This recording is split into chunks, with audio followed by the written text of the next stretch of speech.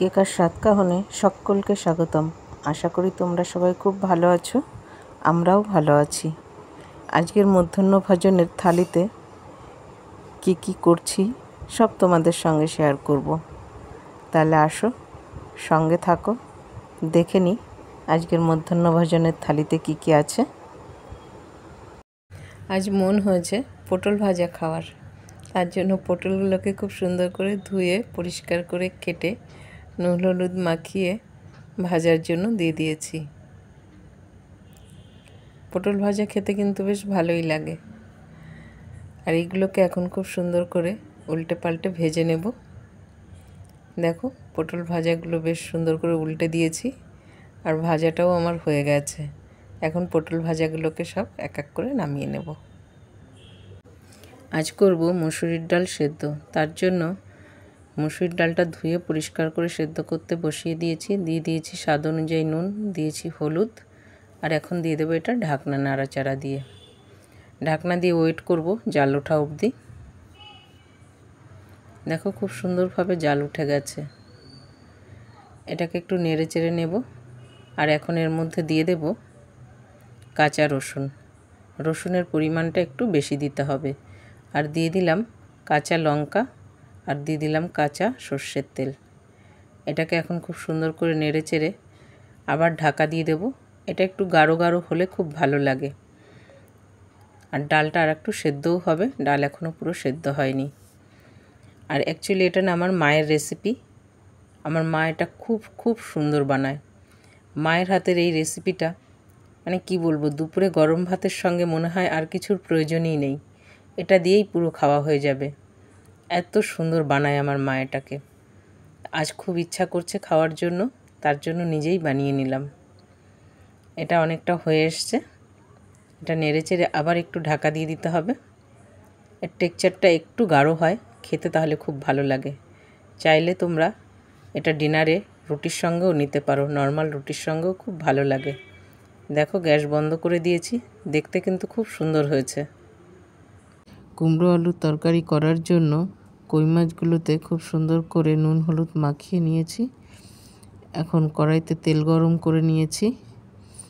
মাছগুলো এখন ভাজতে দিয়ে দেব। মাছগুলোকে খুব সুন্দর করে উল্টে পাল্টে ভেজে নিতে হবে।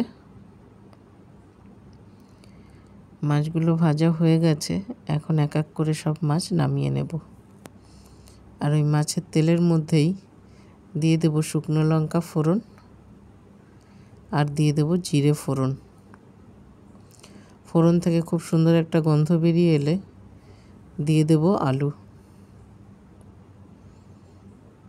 আলুগুলোকে সুন্দর করে ভেজে নিতে হবে। তার জন্য আলুগুলোকে সফট করার জন্য দিয়ে দেব সামান্য নুন। এখন আলুগুলোকে খুব সুন্দর করে উল্টে পাল্টে লাল লাল করে ভেজে নিয়েছি। এখন দিয়ে দেবো এর মধ্যে কুমড়ো, দিয়ে দিলাম কাঁচা লঙ্কা, আর দিয়ে দেবো স্বাদ অনুযায়ী নুন, আর দিয়ে দিচ্ছি জিরে পাউডার, আর দিলাম হলুদ পাউডার। এগুলো দিয়ে এখন খুব সুন্দর করে আবার সবজিটাকে কষিয়ে নিতে হবে। আলু আর কুমড়োটাকে ততক্ষণ কষাতে থাকবো যতক্ষণ না আলু আর কুমড়োটা বেশটা সফট হয়ে আসছে।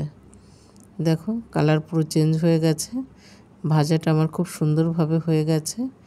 ভাজা যত সুন্দর হয় না, তরকারি খেতেও কিন্তু ততটাই টেস্ট হয়। এখন দিয়ে দিয়েছি গরম জল। গরম জল দিলে তরকারিটা খুব ভালো হয়, ওই জন্য তরকারিতে সবসময় গরম জল ব্যবহার করলে ভালো হয়। তরকারির ঝোলে উঠে গেছে জাল। এখন দিয়ে দেবো এর মধ্যে কই মাছ। কই মাছ দিয়ে আর সবজি দিয়ে খুব সুন্দর করে জাল করে নিতে হবে, তাহলে মাছের সমস্ত গন্ধটা তরকারির মধ্যে চলে আসবে। এখন দিয়ে দিচ্ছি ঢাকা। এই রান্নাটা আমি সম্পূর্ণ ঘরোয়া পদ্ধতিতে একদম সিম্পলভাবে করেছি। দেখতে যতটা সুন্দর হয়েছে না, খেতেও কিন্তু ততটাই সুন্দর হয়েছে। আর গরম ভাতের সঙ্গে এই কই মাছ দিয়ে কুমড়ো আলুর তরকারিটা খুব ভালো লাগে খেতে। তোমরা কিন্তু ঘরে একবার অবশ্যই বানিয়ে খেয়ে দেখো। দুপুরে তাহলে আর অন্য কিছুর প্রয়োজন হবে না, এতেই খাওয়া হয়ে যাবে। দেখো কত সুন্দর হয়ে গেছে। গ্যাস আমি বন্ধ করে দিয়েছি। কালারটা যত সুন্দর হয়েছে দেখতেও ততটাই সুন্দর হয়েছে। আজকের লাঞ্চ দেখো আমি খুব সুন্দর করে সার্ভ করে নিয়েছি। নিয়েছি শসা, নিয়েছি পটল ভাজা আর মুসুরির ডাল সেদ্ধ, আর নিয়েছি কুমড়ো আলুর কই মাছের ঝোল, আর নিয়েছি টক দই, আর নিয়েছি সাদা ভাত। আজকের প্রতিটা আইটেমই এত সুন্দর ছিল খেতে, খুবই সাধারণ ঘরোয়াভাবে রান্না করা, কিন্তু খেতে ছিল সত্যি খুবই সুন্দর।